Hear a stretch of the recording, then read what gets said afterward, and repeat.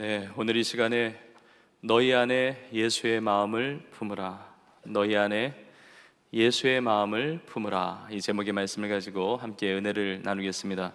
저를 따라해 보시겠습니까? 너희 안에 예수의 마음을 품으라. 다 그러실 수 있기를 간절히 축복합니다. 오늘 예배를 우리 주님께서 받아주시는 줄로 믿습니다. 예배를 통해서 주님이 영광 받으시고 또 주님이 기뻐 받으시는 그런 예배가 되는데, 주님이 기뻐 받으시고 영광 받으시는 예배가 될 뿐만이 아니라 오늘 예배를 통해서 주님의 마음이 나의 마음이 되어지는 귀한 은혜를 누리시기를 간절히 소망합니다. 우리 신앙생활이라고 하는 것은 주님을 닮아가는 것이고, 주님 주신 그 사명의 십자가를 지고 주님의 발자취를 따라가는 것입니다. 주님을 닮아가는 것, 주님의 발자취를 따라가는 것은 주님의 마음과 같은 마음일 때 이것이 가능한 것입니다. 오늘 예배를 드리면서 우리의 마음이 육신의 눈으로 보이지 않습니다. 우리의 겉모습만 보이지 않습니까? 그런데 우리의 마음이 다 주님 보실 때 주님의 마음과 같아지는 귀한 은혜가 있기를 주님의 이름으로 축복합니다. 교회력으로 보면 오늘이 종료주일입니다. 그리고 이번 한 주 동안 이제 고난주간을 보내고 이제 다음 주일이 부활주일이 됩니다. 예수님께서 우리를 구원하기 위하여 십자가에 피 흘려 죽으시기 위하여 예루살렘에 입성하셨습니다. 예루살렘에 들어가신 것입니다. 예루살렘에 입성하실 때 많은 사람들이 종려나무 가지를 흔들면서 호산나 다윗의 자손이여 우리를 구원해 달라고 환영하면서 또 환호했습니다. 이 종려나무 가지는 승리를 상징합니다. 구원을 상징합니다. 평화를 상징합니다. 주님을 다 환호하고 환영하는 것처럼 보였지만 그들의 마음이 예수님의 마음과 달랐습니다. 겉으로는 예수님을 받아들이고 예수님을 영접하고 예수님을 환영하는 것처럼 보였지만 그들의 마음이 예수님의 마음과 달랐다는 겁니다. 예수님의 마음과 다르면 예수님을 십자가에 못 박게 되는 겁니다. 예수님은 인류를 구원하기 위해서 그리로 향해 가시는데 그 사람들은 자신이 원하는 왕으로 되어달라는 것입니다. 로마 제국을 전복시키는 그런 정적인 왕으로 세워질 것에 대한 기대와 소망이 그 마음 가운데 있었다는 것입니다. 저는 오늘 이 예배를 통해서 또 성찬 예식을 통해서 주님의 마음이 어떤 마음인지를 깨닫고 그 마음을 품고 주님의 뜻을 이루며 주님의 기쁨 되며 주님 앞에 영광이 되는 우리의 삶으로 새로워질 수 있기를 주의 이름으로 축원합니다. 주님의 마음이 어떤 마음인지를 알면 그 삶을 보면 다 주님의 은혜로 살아갑니다. 나의 힘과 나의 능력으로 나를 자랑하며 살지 않습니다. 주님의 마음을 알면, 주님의 마음을 품으면 다 주님의 은혜를 고백합니다. 주님의 은혜 없이는 살 수 없다고. 주님의 은혜를 고백하고 주님의 은혜를 사모하고 주님의 은혜를 붙들면서 살게 되는 것입니다. 오늘 예배를 통해서 이 주님의 놀라운 그 풍성한 은혜가 임하기를 주의 이름으로 축원합니다. 자, 그렇다면 너희 안에 이 마음을 품으라 곧 그리스도 예수의 마음이니, 예수님의 마음을 품으라고 하셨는데 예수님의 마음은 어떤 마음인가? 두 가지를 우리 성도님과 함께 나누는데 이 두 가지의 마음이 우리의 마음이 되어서 우리의 마음을 통해 우리의 입술의 고백도, 우리의 모든 행실도, 우리의 삶도 주님 닮아가며 주님 발자취 따라가는 은혜가 있기를 간절히 소망합니다. 첫 번째, 예수님의 마음은 사랑의 마음입니다. 우리 주님은 사랑이 가득하신 분이세요. 사랑이 풍성하신 분이십니다. 오늘 본문의 마지막 절 뒷부분에 보면, 8절 뒷부분에 보면 죽기까지 복종하셨으니 십자가에 죽으심이라 그래요. 죽기까지 복종하셨으니 십자가에 죽으심이라. 예수님은 십자가에 죽으실 필요가 없으신 분이십니다. 예수님이 왜 그렇게 희생당하셔야 합니까? 몸을 주셨습니다. 살이 찢기시고 보배로운 피를 흘려주셨습니다. 왜 몸을 주셨습니까? 왜 삶을 주셨습니까? 왜 생명 다해 주셨습니까? 우리를 사랑하시기 때문에 그래요. 이것이 십자가의 능력이에요. 이 주님의 마음이 너무 사랑이 크신 거예요. 하나님의 세상을 이처럼 사랑하사 독생자를 주셨습니다. 사랑은 여기 있으니 우리가 하나님을 사랑한 것이 아니요 하나님이 우리를 사랑하사 우리 죄를 속하기 위하여 화목제물로 그 아들이신 예수 그리스도를 보내주신 것입니다. 예수님의 마음을 품은 자는 사랑의 삶을 삽니다. 예수님은 사랑하셨어요. 주님의 마음을 품으면 다투지 않습니다. 허영심에 휩싸이지 않습니다. 오늘 본문에 아무 일에든지 다툼이나 허영으로 하지 말라고 하잖아요. 다 사랑으로 하나가 되는 것입니다. 주님의 그 마음을 품으면 다 사랑이 넘치는 거예요. 용서의 이름으로, 용납의 이름으로, 위로의 이름으로, 품는 이름으로 다 사랑으로 그 모든 미움과 그리고 시기와 그리고 분노와 그리고 복수심과 그 모든 것들이 다 눈 녹듯이 사라지는 것입니다. 오늘 예배를 통해서 우리의 삶에 이 사랑의 마음이 부어지기를 주의 이름으로 축복합니다. 사도 바울을 통해서 빌립보 교회와 빌립보 성도들에게 주신 이 말씀은 성령께서 우리 각자에게 주시는 메시지입니다. 사랑의 마음을 품으라는 것이죠. 오늘 본문 첫 부분 1절과 2절에 보면 이렇게 나와 있습니다. 그리스도 안에 무슨 권면이나 사랑에 무슨 위로나 성령의 무슨 교제나 긍휼이나 자비가 있거든 마음을 같이 하고 같은 사랑을 가지라는 겁니다. 그 같은 사랑, 어떤 사랑입니까? 주님의 사랑이에요. 같은 사랑을 가지고 뜻을 합하여 한 마음을 품으라는 겁니다. 한 마음, 한 마음. 어떤 마음입니까? 예수님의 마음이죠. 여러분, 우리는 한 마음이 될 수가 없어요, 인간은. 저마다 다르니까요. 근데 예수 그리스도의 마음을 품으면 사랑으로 하나 될 수가 있는 것입니다. 저마다 다 대단한 삶을 삽니다. 우리 성도들 보면 다 훌륭하고 다 대단하고 너무 귀합니다. 특별한 존재입니다. 독특한 분들입니다. 삶의 자리가 다 다양합니다. 자라온 배경이 다릅니다. 경험이 다릅니다. 내가 생각하는 것이 다를 수 있습니다. 성격도 다릅니다. 나의 외모도 다릅니다. 내가 잘하는 것 못하는 것도 우리 저마다 다릅니다. 근데 어떻게 하나 됩니까? 어떻게 하나 됩니까? 예수 그리스도의 마음을 품으면 사랑으로 하나가 되게 되는 줄로 믿습니다. 이게 교회 공동체예요. 이게 성도의 삶입니다. 사랑으로 연합합니다. 한 마음을 품을 수 있습니다. 마음을 같이 할 수 있습니다. 같은 사랑으로 연합할 수가 있습니다. 여러분 1절을 보면 우리가 어떤 조건이 붙은 것으로 우리가 오해할 수가 있습니다.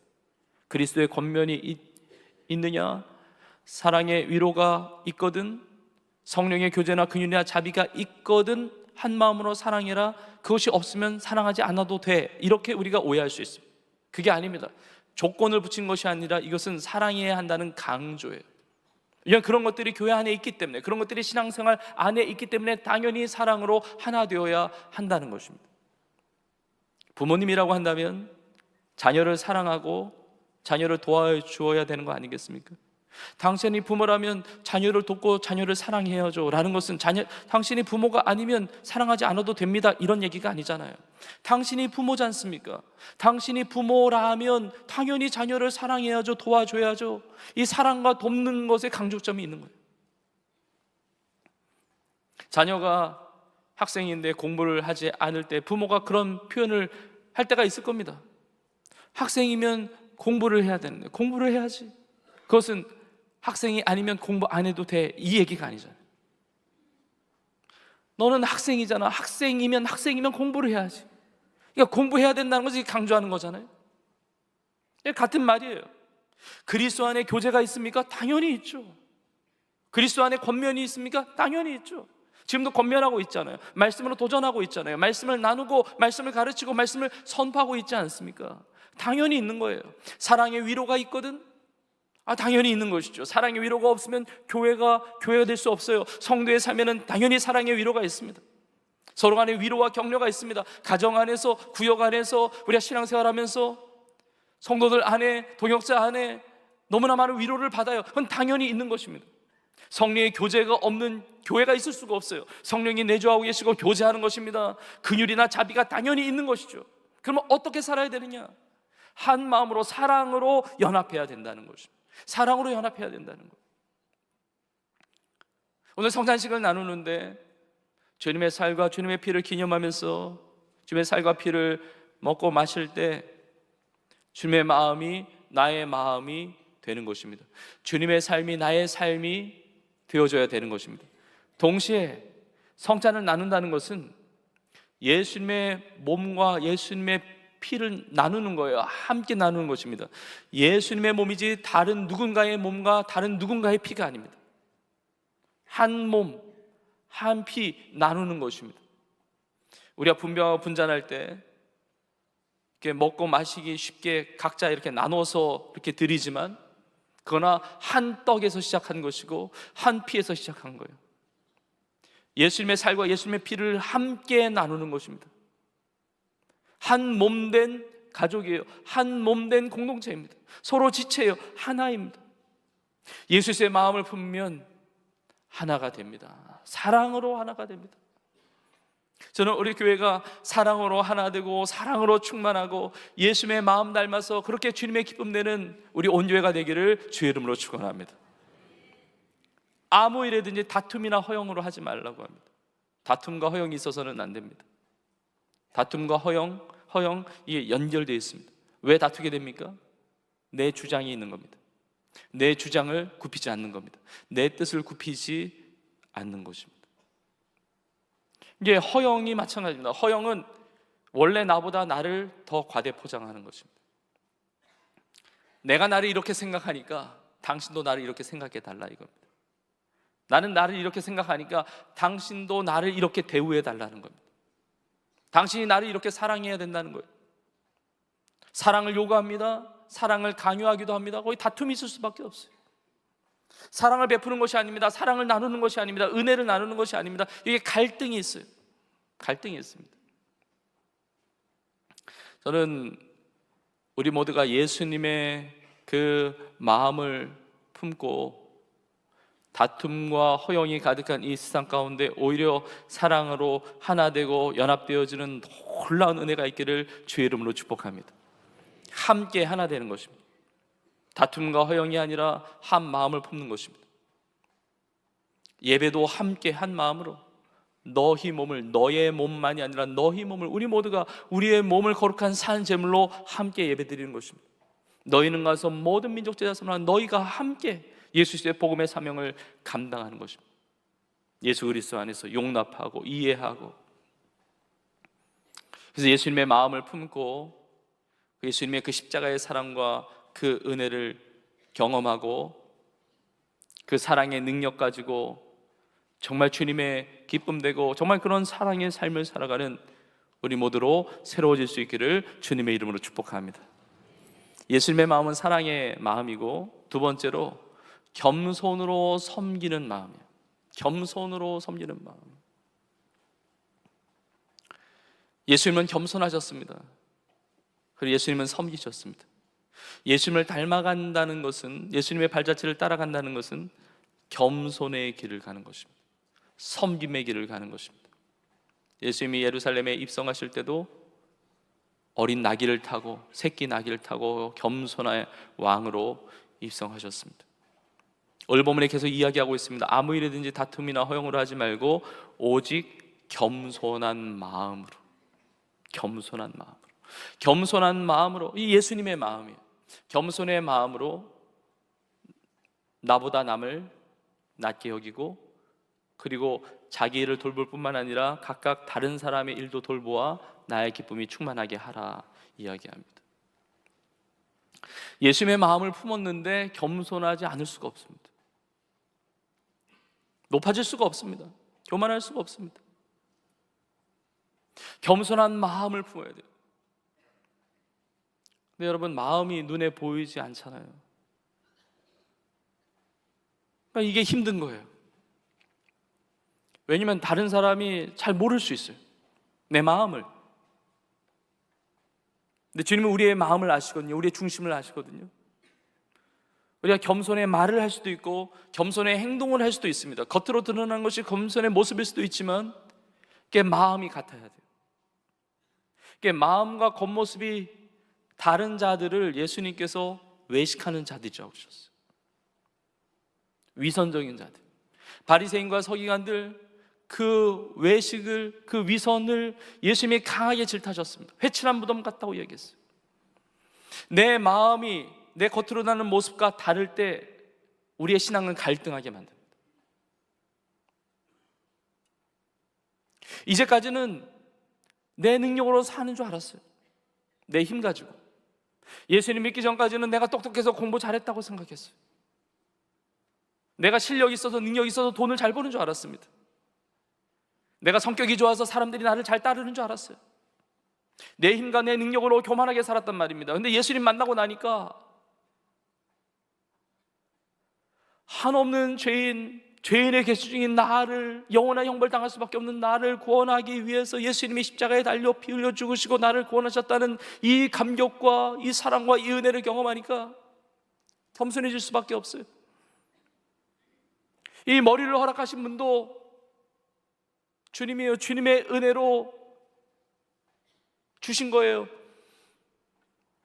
나에게 건강을 주신 것도 주님의 은혜입니다. 만남의 복을 주신 것도 주님의 은혜예요. 내가 구원받은 것도 전적인 주님의 은혜이고 지금 살아가는 모든 삶이 전적인 주님의 은혜라는 것입니다. 겸손이라고 하는 것은 나의 한계를 인정하는 것입니다.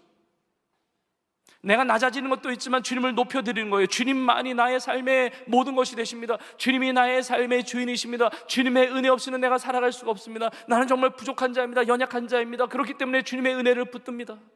겸손해질 수밖에 없어요. 우리의 마음이 겸손한 마음이 되기를 주의 이름으로 축복합니다. 저 너무 부족합니다. 저 너무 연약합니다. 만약에 겸손한 마음이 아닌데 이런 말을 했다고 생각해 보세요. 삶에 부딪히는 일들이 너무 많습니다. 마음은 교만한데 뭐 부족합니다. 연약합니다. 근데 상대방이 그 얘기를 듣고 이렇게 얘기했다고 보세요. 맞아요, 당신 부족해요. 그러면 싸움 납니다. 왜냐면 나는 그렇게 생각 안 하니까. 내가 마음이 겸손하지 않은데 저 부족해요, 나 연약해요 이렇게 말을 할 때는 기대하는 말이 있는 거예요. 아니요, 당신 부족하지 않아요. 당신 잘하고 있어요. 당신 귀해요. 이미 훌륭해요. 이 말을 듣고 싶은 거예요.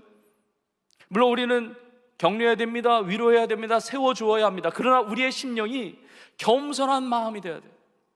겸손의 마음으로 상대방을 나보다 낮게 여겨야 돼요. 나보다 남을, 그러니까 존중하는 거예요. 세워주는 것입니다.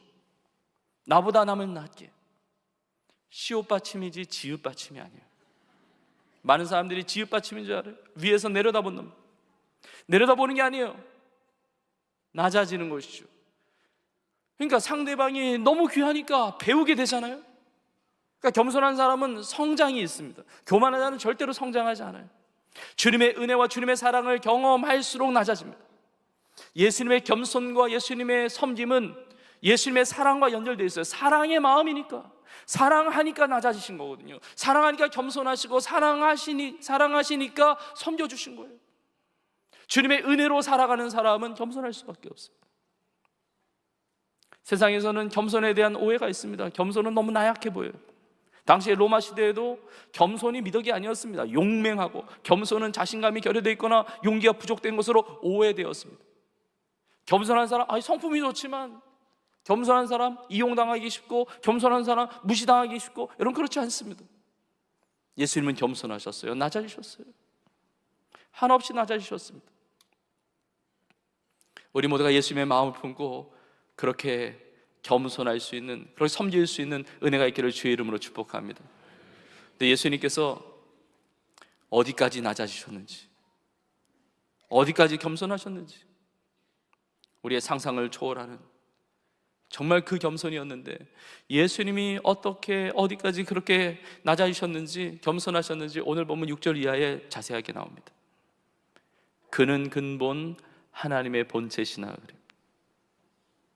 예수님은 근본 하나님의 본체시라는 겁니다. 근본이라고 하는 것은 원래 하나님이세요. 예수님은 하나님이십니다.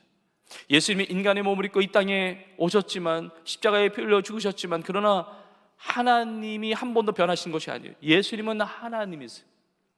하나님이세요. 이것을 고백하는 것이 우리의 신앙입니다. 예수님은 하나님이세요. 인간의 몸을 입고 이 땅에 아기로 태어나셨을 때에도 보라, 처녀가 잉태하여 아들을 낳으리니 그 이름을 임마누엘이라 하리라. 임마누엘, 하나님이 우리와 함께 계시다. 예수님의 이름이 하나님이 우리와 함께 계시다. 예수님은 하나님이세요. 하나님이십니다. 하나님의 말씀을 대언하는 자 정도가 아닙니다. 예수님은 하나님이세요. 구약의 선지자들, 자신의 말을 한 사람들이 아니라 하나님의 말씀을 대언했던 자들입니다. 그래서 구약 성경에 보면 하나님의 말씀이시니라, 혹은 하나님의 말씀이 임하였느니라, 이렇게 표현을 하거든요. 예수님은 한 번도 그런 표현 하신 적이 없어요. 내가 너희에게 말하노니. 예수님이 하나님이세요. 예수님이 하나님이시라는 이 신앙의 고백 위에 우리 교회가 세워져 있는 것입니다. 베드로의 고백이요 주는 그리스도시요 살아계신 하나님의 아들이십니다. 예수님이 하나님이시라는 고백 위에 이 반석에 내 교회를 세우겠다 그러셨어요. 예수님은 하나님이신데 온 우주 만물을 창조하시고 주관하시는 영원 전부터 영원 끝까지 무소불위하시는 전능하신 만왕의 왕이신, 나의 삶의 모든 것 되시는 하나님이신데 하나님과 동등됨을 취할 것을 여기지 않으셨다는 겁니다. 자신이 받아야 될 권리를 당연하게 여기지 아니하시고 오히려 자기를 비우셨다는 거예요. 자기를 비워 종의 형체를 가져서 사람들과 같이 되셨다는 겁니다. 성육신 하셨어요. 인간의 몸을 입고 이 땅에 오셨습니다. 사람의 모양으로 나타나셨고 자기를 낮추시고 죽기까지 복종하셨으니 십자가에 죽으심이라 그래요. 자기를 비우셨어요. 자기가 아무것도 아닌 것처럼 여기셨습니다. 교만한 자들은 자기가 뭔가 된 것처럼 여겨요. 예수님은 그렇게 하지 않으셨습니다. 자기를 비우셨습니다. 온 우주 만물을 창조하신 분이 주님이세요. 역사를 창조하시고 역사를 주관하신 분이 주님이십니다. 시간을 만드시고 공간을 만드신 분이 주님이세요. 근데 시공간의 역사의 한복판에 주님께서 오셔서 거기에 매이셨어요. 자기를 비우셨습니다. 율법을 만드시고 율법을 주신 분이 주님이세요. 예수님은 율법 아래 나셨어요. 거기에 매이셨습니다. 예수님은 세례 받으실 필요가 없으신 분입니다. 세례 요한의 세례는 죄사함의 세례이기 때문에 죄가 없으신 예수님께서 세례 받으실 필요가 없습니다. 예수님은 자기를 비우셨어요. 죄에 있는 자인 것처럼. 예수님이 죄가 없으시지만 우리의 모든 죄를 담당하시고 우리를 대신하여 대표적으로 먼저 세례를 받으셨어요. 하나님은 피곤하지 않으십니다. 하나님은 지치지 아니하십니다. 하나님은 영원한 능력을 가지고 계시는 분이세요. 전지전능하신 하나님이세요. 예수님은 인간의 몸을 입고 자기를 제한하셨습니다. 제한하셨어요. 왜 그러셨습니까? 우리를 사랑하니까, 우리를 구원하기 위해서, 우리를 살리기 위해서 자기를 낮추셨습니다. 섬기셨습니다. 요한복음 4장에 보니까 예수님이 수가성 사마리아 여인을 만나 주십니다. 유대인들이 사마리아 지역으로 가진 않는데 유대인으로 나신 예수님이 사마리아 지역으로 가시는 거예요. 왜요? 거기에 상처받은 여인이 있거든요. 그 여인의 삶을 일으켜주고자, 그 여인을 구원하고자, 그 여인을 살리고자 그 떼약볕에 땀을 흘리면서 걸어 들어가십니다. 야곱의 우물 곁에 앉아 계실 때 드디어 수가성 사마리아 여인을 만나게 되시는데, 수가성 사마리아 여인에게 가장 먼저 하신 말씀이 뭔지 아세요? 물 좀 달라 그랬어요. 예수님은 물 좀 달라 말씀하실 필요가 없으신 분이에요. 예수님이 왜 목마르셔야 됩니까? 예수님이 왜 피곤하셔야 됩니까? 예수님이 왜 지치셔야 됩니까? 그 여인을 위하여, 그 여인을 너무 사랑하니까, 그 여인을 구원하기 위해서. 예수님은 생사를 주관하신 분이세요. 생사를 주관하시는 분이 생사의 주관자가 마치 사람인 것처럼 신문을 받으셨습니다. 불공정한 재판을 받으셨어요. 십자가에 처해 나오셨는데 왜 그러셨습니까? 우리를 구원하기 위하여, 우리를 살리기 위하여. 예수님은 겸손히 낮아지셨습니다. 종의 형체를 가졌다 섬기러 오신 것입니다. 자기를 비우지 않는 사람은요, 다툼이 일어납니다. 겸손하지 않으면요, 갈등이 생깁니다. 사람들이 싸울 때 그런 표현을 많이 한다고 그러잖아요. 내가 누군지 알아. 내가 누군지 알아. 몰라요. 그러면 더 싸웁니다. 내가 누군지 알아? 나의 존재를 증명하고 나를 알아주기를 원하고 나를 인정받기를 원하면요, 다툼이 일어나는 거예요. 나를 인정하기 전까지 당신을 인정하지 않겠다는 겁니다. 다툼이 일어납니다. 예수님은 그렇게 하신 적이 없어요. 내가 누군지 알아? 십자가에서 내가 누군데? 십자가에서 내려와서 천군 천사 동원해가지고 다 자신을 핍박한 사람들을 심판하고 그러지 않으셨습니다. 침묵하시고 십자가를 지셨어요. 살이 찢기시고 보배로운 피를 다 흘려주셨습니다. 왜요? 우리를 구원하기 위해서. 나를 사랑하셨어. 그 은혜 베풀어 주시기 위해서 낮아지셨습니다. 겸손해지셨습니다. 여러분, 우리는 예수님의 마음을 품고 끝없이 낮아지고 겸손하고 섬길 수 있는 은혜가 있기를 주님의 이름으로 축복합니다. 저는 우리 교회도 낮아지고 겸손하며 섬기는 주님의 마음을 품고 주님의 발자취를 따라가는 우리 교회가 되기를 간절히 소망합니다.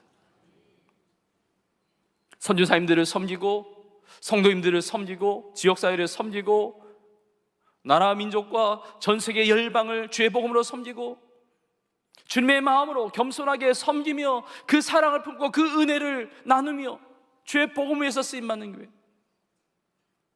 교만하거나 높아지거나 군림하거나 지배하거나 그것이 아니라 예수님의 발자취를 따라가는 그런 교회가 되기를 주의 이름으로 소망합니다. 우리 교회 이름이 너무 좋잖아요. 새중앙교회잖아요. 새중앙교회잖아요. 우리가 새중앙이면 나머지는 다 변두리입니까? 그러지 않죠. 우리가 새중앙이면 다른 데는 다 헌중앙입니까? 아니잖아요. 내가 중앙에 서서 내가 그것들을 다 누리고 이게 아니고 예수님이 중앙에 계시고 예수님의 발자취를 따라서 사랑의 중심이 되고 겸손의 중심이 되고 섬김의 중심이 되고 하나님의 나라와 영광에 주님만이 존귀 높임 받는, 주님 앞에 엎드리며 주님만이 영광 받으시는, 주님 앞에 끝없이 낮아지고 그렇게 겸손한 섬기는 우리 온 교회가 되기를 간절히 소망합니다.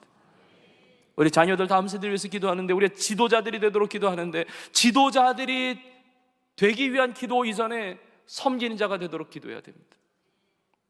예수님이 섬기셨습니다. 섬기는 자를 주님께서 높이시는 거예요. 각각 자기 일을 돌볼 뿐만 아니라 다른 사람 일을 돌보아. 다른 사람 섬기고 나누고 베풀고 희생하고 나의 것을 포기함으로 예수님과 같이 다른 사람을 살리고 얻고 영혼을 품고 기도하고 복음을 전하고 선교하며 전도하며 예수님의 사랑을 나누며, 이것이 예수님의 마음이고 예수님의 발자취를 따라가는 것입니다. 저는 우리나라의 많은 지도자들도 예수님의 마음을 품고 그리고 섬기는 겸손한 지도자들을 하나님께서 세워주시기를 주님의 이름으로 축복합니다. 사도 바울이 자기 사랑했던 영적인 아들이었던 디모데에게 이것을 가장 먼저 권면을 합니다. 디모데전서 2장 1절에 보니까 사도 바울이 디모데에게 이렇게 고백하는 겁니다. 그러므로 내가 첫째로 권하노니 모든 사람을 위하여 간구와 기도와 도구와 감사를. 모든 사람에서 기도해야 하라는 겁니다. 간구와 기도, 도구는 중보기도예요. 너 자신만을 위해서 기도하지 말고 누군가를 위해서 중보기도하라는 거예요. 나누고 섬기고 베풀고 그 도구와 감사, 기도, 간구를 하라는 거예요. 근데 무엇을 위해서 기도하느냐? 그 다음 2절에 이렇게 나와 있습니다. 임금들과 높은 지위에 있는 모든 사람을 위하여 하라. 이는 우리가 모든 경건과 단정함으로 고요하고 평안한 생활을 하려 함이라. 높은 지위에 있으니까 기도해줘라, 이런 의미가 아니라 지도자는 영향력이 크기 때문에 어떤 지도자가 세워지냐에 따라서 우리의 경건 생활에 영향을 미친다는 겁니다. 우리의 경건과 단정함과 고요하고 평안한 생활에 영향을 주기 때문에 임금들과 높은 지위에 있는 지도자를 위해서 기도하라는 거예요. 우리나라가 참 아픈 가운데 있습니다. 나라의 지도자가 임기를 채우지 못하고 다시 뽑아야 되는 이 기간을 보내고 있습니다. 정말 하나님께서 이 기간 가운데 우리나라를 긍휼을 베풀어 주시고 전화위복되게 하셔서 신실한 지도자가 세워짐으로 온 나라가 경건하며 단정하며 고요함과 평안함 가운데 있는 은혜가 있기를 간절히 소망합니다. 지도자가 군림하는 지도자가 아니라 예수님의 마음을 품고 사랑으로 하나 되게 하고 겸손하고 낮아지고 섬기는 그런 지도자들, 지도자의 복을 받고 온 나라가 전 세계 열방 복음을 위해서 헌신하며 수고하며 섬기며 주님이 영광 받으시는 그런 나라로 새로워지게 하여 주실 줄로 믿습니다. 우리의 모든 삶이 예수님의 마음을 품고 사랑으로 낮아져 겸손으로 섬겨야 한다는 것입니다. 이 주님의 은혜를 누리면 우리의 모든 삶이 예수님을 닮아가게 됩니다. 예수님의 살, 예수님의 피, 나의 살, 나의 피가 되어서 내 모든 삶이 마음으로부터 시작해서 내 손과 발이, 내 입술의 고백이, 내 눈빛이, 내 모든 인생이 주님과 같이 영혼들을 구원하고 살리는, 내가 낮아지고 내가 섬기지만 누군가의 영혼을 살리고 구원하고 새롭게 하는 일에 내 삶이 쓰임받게 될 줄로 믿습니다. 이번 주간이 고난주간으로, 고난주간 특별 새벽기도가 있고, 금요일날 예수님이 십자가에 달려 죽으신 것을 기념하는 성금요 특별기도회가 있습니다. 이런 시간 함께 참여하셔서 이번 고난주간을 통해서 예수님의 그 사랑의 마음, 그 겸손과 그 섬김의 마음이 우리의 마음이 되고, 우리의 모든 죄들이 예수님의 십자가의 그 능력으로 말미암아 다 씻겨지고 깨끗하게 되어지고, 그리고 그러한 겸손과 섬김의 삶으로 우리의 삶이 새로워져서 다음 주일 부활주일 주님의 그 놀라운 영광 가운데 하나님을 높여 찬양하는 복된 우리의 삶이 되기를 주님의 이름으로 축원합니다. 오늘 말씀을 마무리하면서 예수님의 전 인생이 한 구절에 담긴 것이 있는데, 마가복음 10장 45절의 말씀, 마가복음 10장 45절 우리 같이 읽겠습니다. 시작. 인자가 온 것은 섬김을 받으려 함이 아니라 도리어 섬기려 하고 자기 목숨을 많은 사람의 대속물로 주려 함이니라. 아멘. 주님의 마음을 품고 주님의 은혜만으로 살아가기를 소망합니다. 섬김을 받는 인생이 아니라 섬기는 인생, 자기 목숨을 많은 사람의 대속물로 주는 인생, 나의 삶을 통해서 많은 영혼들이 구원받고 살아나고, 그리고 우리가 함께 사랑으로 연합하여 주님의 발자취를 따라가고 주님의 기쁨 되는 우리 온 교회와 우리의 삶이 되기를 주님의 이름으로 축원합니다. 오늘 주신 말씀을 우리 믿음으로 받으면서 함께 고백하며 찬양하겠습니다. 하나님 아버지, 모든 것이 하나님의 은혜입니다. 주님의 사랑과 은혜입니다. 그 사랑의 은혜를 덧입고 주님 말자취 따라 주님 마음 품고 주의 기쁨 되어 살아가는 은혜가 있게 하여 주옵소서. 이 은혜를 붙들고 은혜를 고백하며 함께 찬양하며 나가겠습니다.